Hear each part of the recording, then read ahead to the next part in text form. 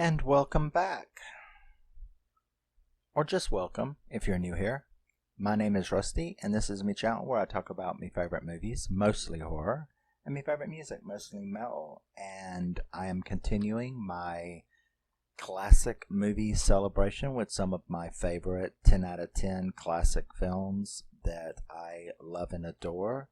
And tonight, we are going to be talking about my favorite James Dean movie.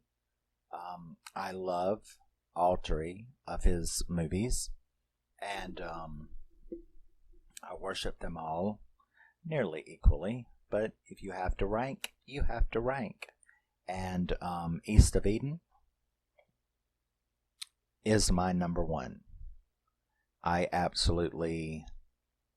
can watch this movie over and over and over, and have watched this movie over and over and over again.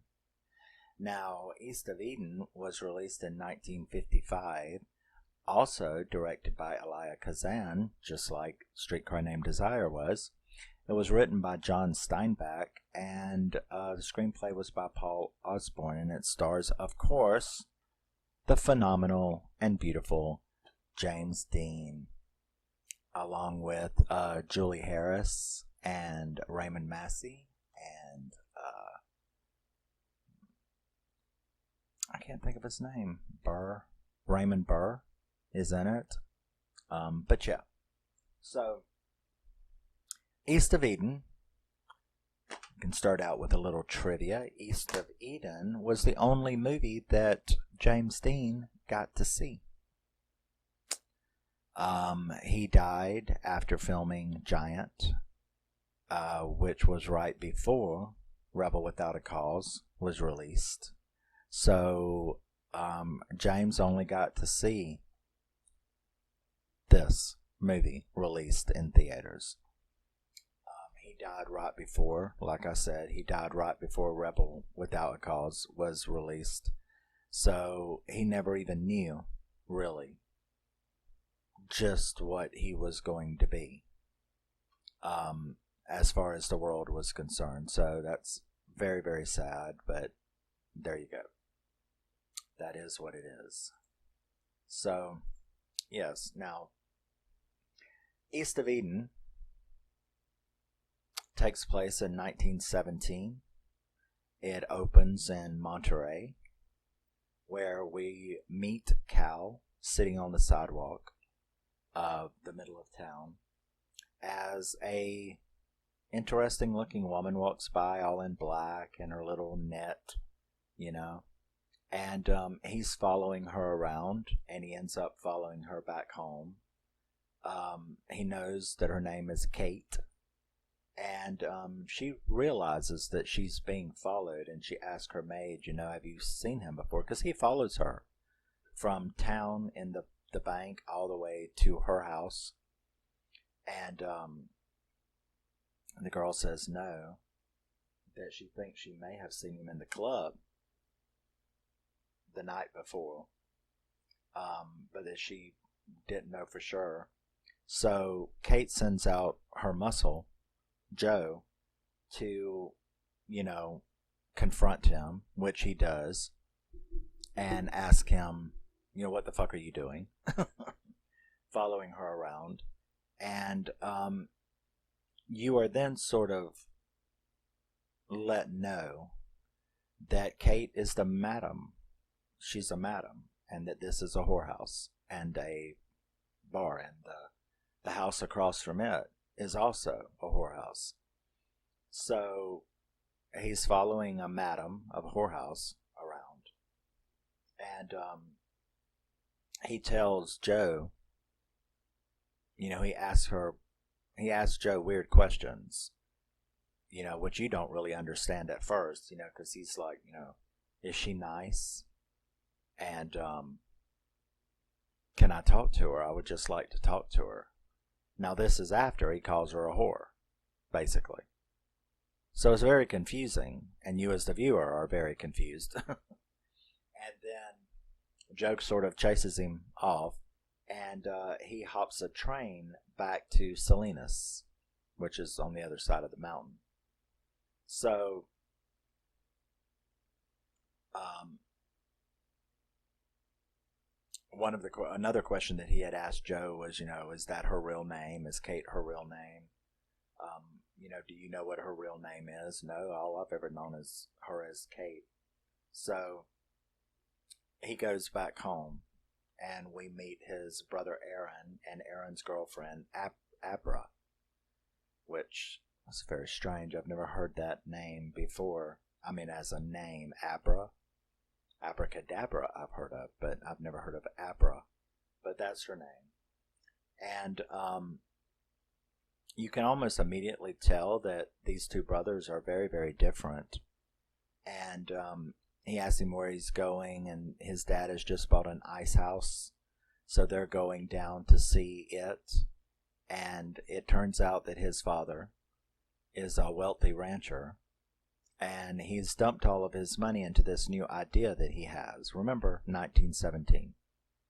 So he's dumped all his money into this new idea that he has, and that is to transport fresh vegetables to places that don't have them, like New York City, California to New York, by using ice to keep them cold long enough to reach the markets of these faraway cities. And he could, and it's not really for the money, because there's other ways of making money. If you remember the date, what is the date? 1917. When did we enter World War I? So there's other ways to make money. But his dad is actually a very gentle, sweet, nice guy who is very, very overbearing and controlling. But he's also good at heart. And he wants to leave some kind of legacy. And providing this new transportation idea is just a passion project for him. So we see a bunch of activity in the ice house where, he's mad at Cal for being gone all night.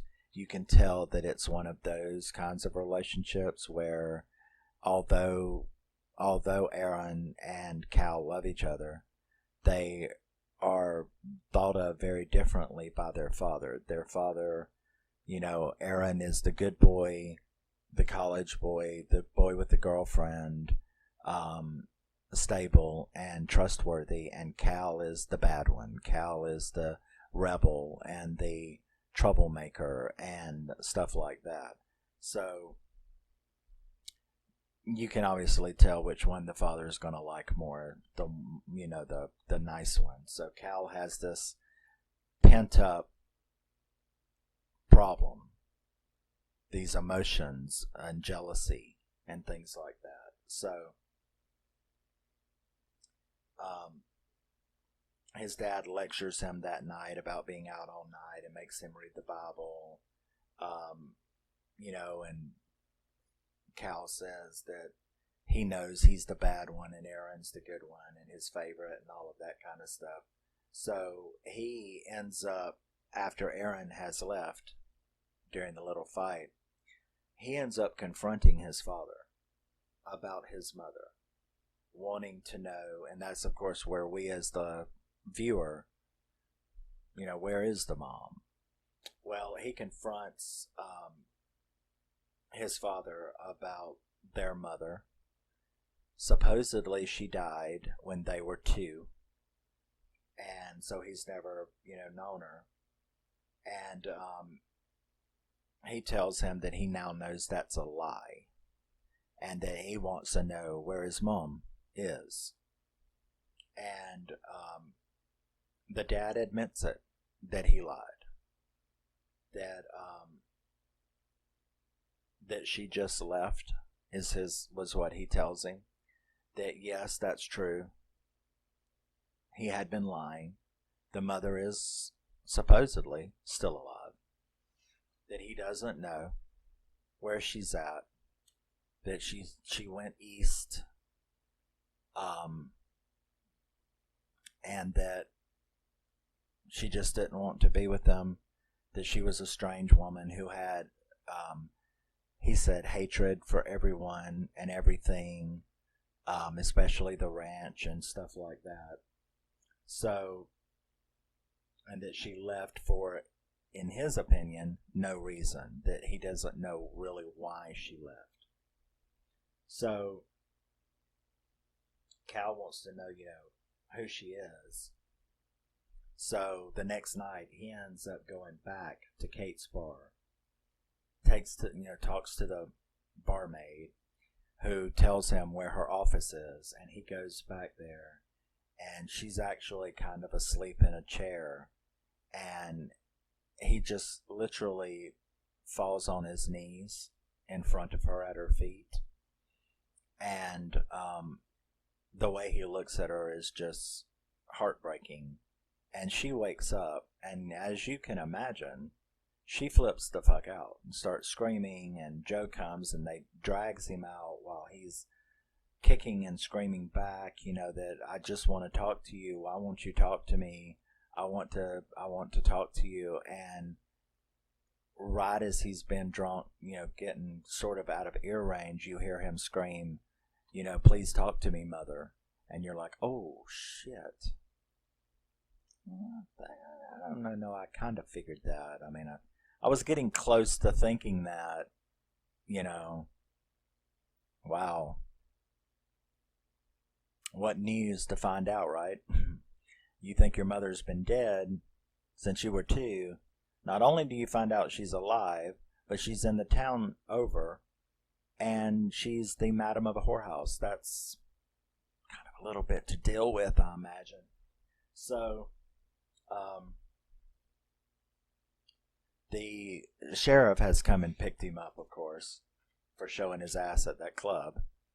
And he admits it too. The sheriff is like, when you guys moved to Salinas, I was actually worried about that because they had a ranch in the Midwest, and now they were back in Salinas.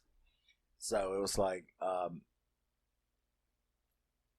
the sheriff knew the whole time that his father and the boys had moved back to Salinas, and that Kate was over here, even though he knew he didn't know that, the father.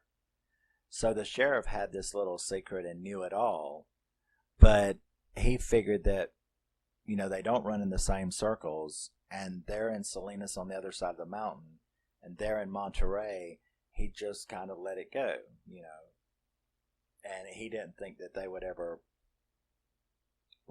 cross paths or find out.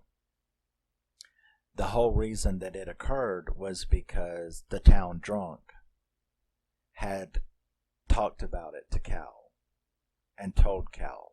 That's how Cal found out that this woman was his mother. The sheriff sort of suggests that guy has moved across the country now. So I guess he was ran out of town for causing this. So he tells the sheriff that it all makes sense to him now, that he knows why he is the bad son, that he is the bad brother, because he's not like his daddy. Religious, Bible-thumping, good guy, that he's like his mother, the abandoning whorehouse madam. So, the sheriff is like, oh, that's crazy. So he ends up taking him home. And on the way, he also tells him that the scar that his dad has on him is where she shot him. So she actually had shot his dad. So Cal wants to know why. He must have done something to her. This all had to happen for a reason back then. And he had even showed, the sheriff had even showed him a picture of them at their wedding. So he says, actually, no, that to his knowledge, that he had never done anything like abused her or anything, that he didn't do anything to get shot. So this makes Cal sort of see his dad in a little different way, because he had been blaming his father, but now he doesn't really have anything to blame his father for other than the lie. So he actually starts really perking up and helping his father, and helping him with the lettuce business, helping him with the farming, coming up with ideas to try to make his dream work, because he feels sorry for his dad now, that this bad woman left him and left them and all of that. So he talks with Abra. She notices too how nicer he's been lately, and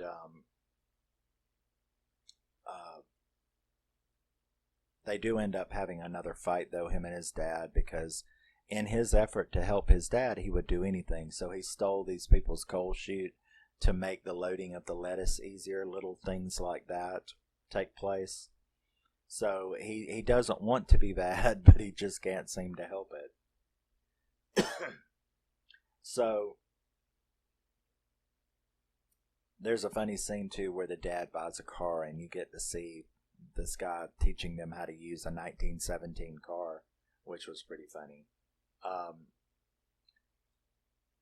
So the train takes off. They manage to load the train, and they've got it packed with ice and everything like that. And this kind of freaked me out because I really didn't see why the dad should get, granted that they lost a lot of money, but the damn train, there was a rock slide that stopped the train. And it just goes to show you how flaky some people can be. Because, of course, the rock slide stopped the train couldn't go, the ice melted, the lettuce was ruined. He lost a lot of money. But instead he was like, oh, that's it, I knew it would never work. Dude, actually, that was like a freak of nature, right? I mean, the rock slide had nothing to do with your idea. The idea was sound, and had the rock slide not stopped the train, it would have worked. So that's the only part, that's the one little thing in the movie that I didn't quite understand. Well, I guess the daddy was just a drama queen, is basically what it was. So he gets all upset and he just gives up the idea. And I'm like, well, you can definitely see where Cal gets his temperament from. You got the mother and then this drama queen dad and this bitchy mom, so it all makes sense. So Cal feels so bad about what's happened to his dad now that he comes up with a very good idea. And that was that the nation was talking about going to war, worried that a war was coming. So Cal goes to one of his dad's friends, the one that had sold him the ice thing, and told him that he had an idea. And that was that if they could plant beans, they would make a gigantic killing, because that's what he had heard, was that the price of beans, because of, the war. Well, yes, that's true. If we go to war, that's the gamble that you have to take. So he tells him it's a good gamble, and it's a good idea, and he will do it. But Cal's got to come up with the money. Cal's got to come up with his part of the money, which is $5,000. Where are you going to get that? Well, Cal's got a rich mom, remember? So Cal actually goes and follows Kate home again, and she allows it this time. And she even lets him walk up to her, and they begin talking as they walk back to her house. It's a fantastic dialogue, fantastic scene. As she tells him that she knows who he is now. She didn't know when she woke up with him at her feet, and that's why she freaked out that way. She kind of begrudgingly asked about Aaron, asked about the dad, stuff like that. And of course you can imagine Cal's questions. So he's there for two reasons. So when they get back to the house, she lets him come in, and they actually talk about this proposal. So she's like, listens to him while she's also answering his questions and vice versa. And she ends up going, you know what? Okay. And let me tell you, that scene, I don't know if it's supposed to make you cry. I think it's supposed to make you cry, but it makes me cry. He is so lost, and she is so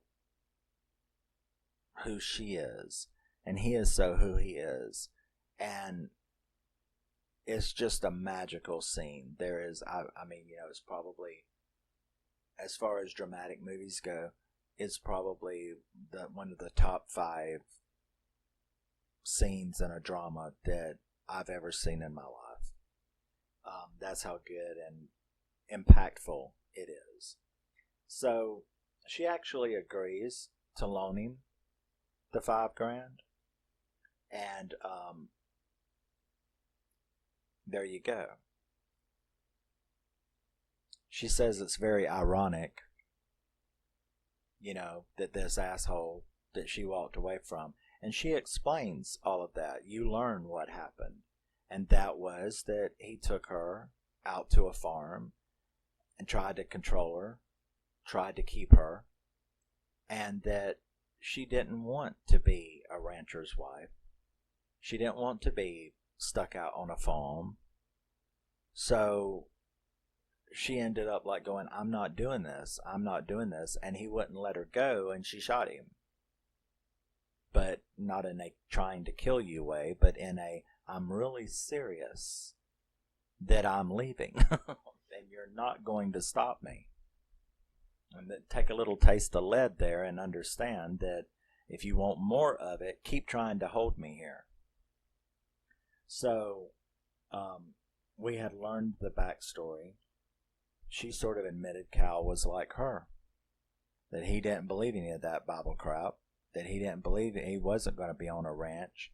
He was going to do something with his life just like her. So there was a very, interesting kinship that they built up there. So World War I does start. The price of beans go up. Cows made a lot of money, or could make a lot of money. And there is a carnival. The town carnival goes on, where one of the local German businessmen that they like is attacked by the crowd, for being a German. They're in war now. So you've got locals being killed overseas. And so here's this German merchant. So you can, that's the way things happen. So Aaron and Cal get in a big giant fight after he tries to, and he was just trying to help Cal, who tried to jump in and help their friend, the German guy. And he ends up pretty much beating the shit out of Aaron. Doesn't understand. He's constantly through this movie, I'm bad. I can't help but do the bad thing. I was trying to help him, and it backfires, and everything seems to backfire with him. So I tried to help him, and it backfires, and then that makes me mad, and I beat the hell out of him. So Cal now is desperate. So he decides that what he wants to do is he wants to sell his part of the business because his dad's birthday is coming up. So he wants to sell his part of the bean business to give him the money back that he had lost on the lettuce thing. Once again, trying to buy his love. So he does. He gets the money. He prepares this really nice birthday party for him. Intimate, just them four.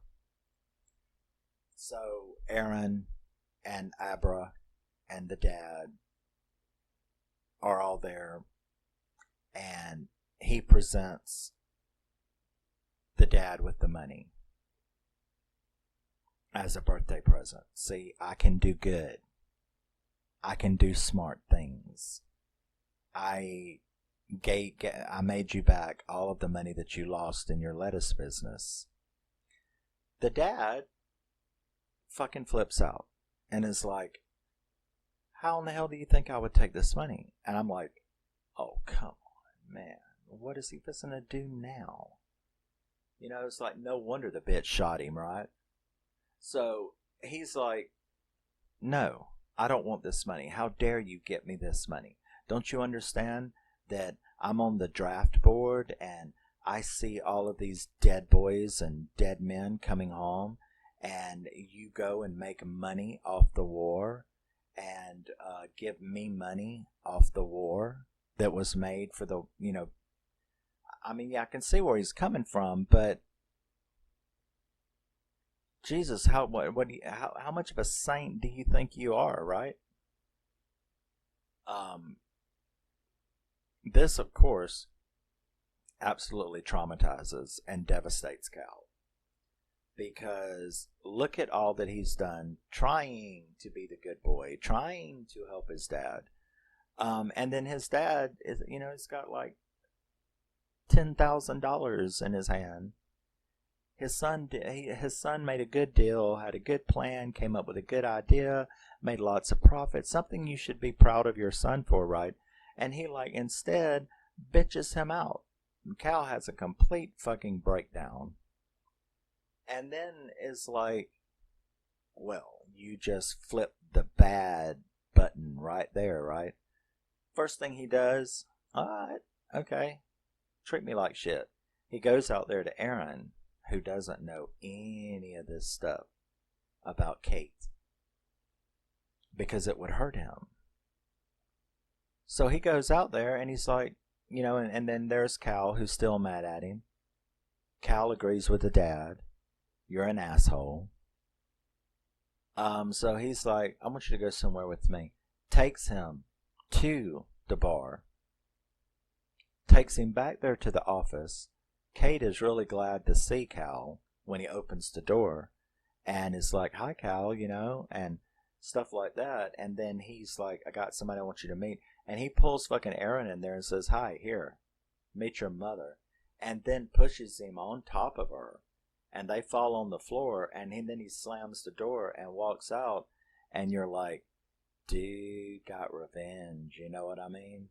Because you can imagine that goody two-shoe Aaron, who has now just found out that his mother is the madam of a whorehouse, boy flips the fuck out.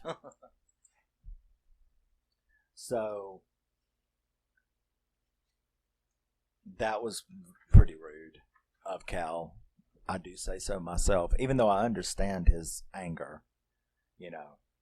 So, Aaron, of course, is devastated. Cal's gotten his revenge. And then he comes home and tells his dad, too. Because, you know, his dad didn't know either. Now, his dad had lied about your mom did not die when you were 2. But he thought that she went. He too had no idea she was in the next town over, a rich madam of a whorehouse. So,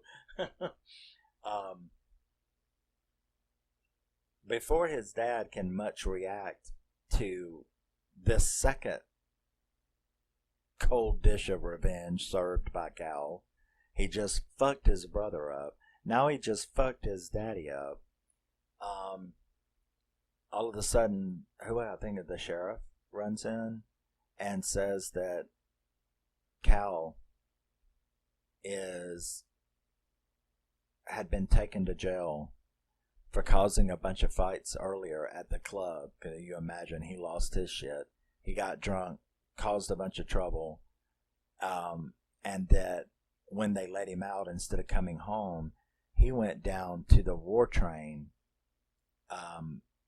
and went off with the draftees to go to war. Now this causes And that's an ugly scene too, because when his dad gets down there to the train station, and it's like Aaron, because Aaron was completely against the war. He was disgusted. That's why he was also so mad with Cal about making money off those beans. And when he sees his dad standing there from the train, inside the train, drunk off his ass, he actually put his head through the train window, cut himself all up, put his head through the window, hysterically laughing at his dad. And then the train pulls out and goes on. Now the dad promptly has a stroke and falls out. Okay.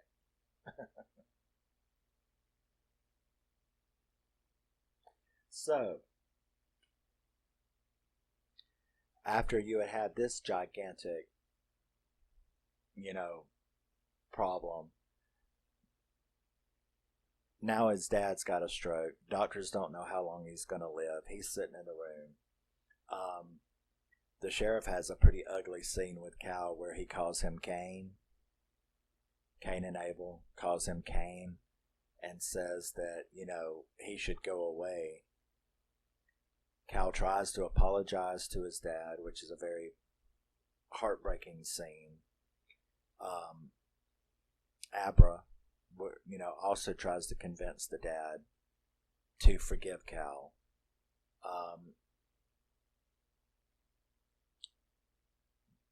Cal's going to take off, but Abra goes out and convinces him to try once more with his dad. So he goes in, trying to redeem himself once more, crying, carrying on. Very, very emotional scenes. And ends up telling him that, he tried to buy his love, and all he wanted is to be loved by his mom. And and the look on her face when he had did that shit with Aaron, when he put it in the room, she knew exactly what he had did. The second that she saw Aaron, and the second that she saw the look on Aaron's face and heard Cal say, "Meet your mother," the look that she gave Cal was just like, oh, Cal. I mean, she knew exactly what he had just done, but she still loved Cal. So after this little conversation of him begging even more, trying to explain himself, trying to explain why he is the way he is, his dad finally does speak and says that he doesn't like this nurse and for Cal to get him another one. And so Cal sort of takes that as like, fuck off. But as he tries to walk away, his dad calls him back and whispers something to him, but you don't really know what it is, but it makes him smile. And when he comes walking back to Abra asks him, what did he say? He told her, that he had said, never mind, don't hire anyone else. You stay and take care of me. And that's when the movie ends, is that I guess his dad forgave him and was like, stay and take care of me. Which is all Cal ever wanted to do anyway. So, yeah. That was Elia Kazan's directorial of East of Eden. And, yeah. The Legion of Decency. The Legion of Decency. Couldn't do a whole lot with this one. I think Elia had figured out a lot more tricks to get things by, and this is some touchy material.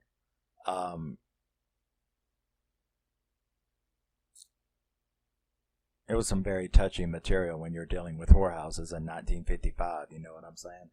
So, yeah. This movie really shows why James Dean was just like an instant idol, an instant guide. It wasn't just the way he looked. You can look in any movie from 1950 and find a whole slew of gorgeous guys. So it didn't have really, that's not it. It's part of it, but it's not the whole thing.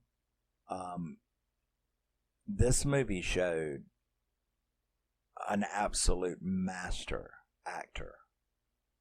The emotions on that boy's face, the way he acted, he was like a thespian from the word go.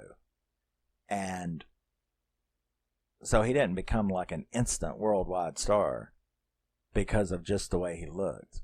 You could not watch this movie without just being mesmerized by his performances. In every scene, he steals it left and right. So, it is my favorite. I love Rebel Without a Cause. I love Giant. But, this is my favorite of the three. And I will do the other two in the future. But, yeah. James Dean, Julie Harris, East of Eden. Yes. And I will see you in the next one. Love you, miss you. Bye.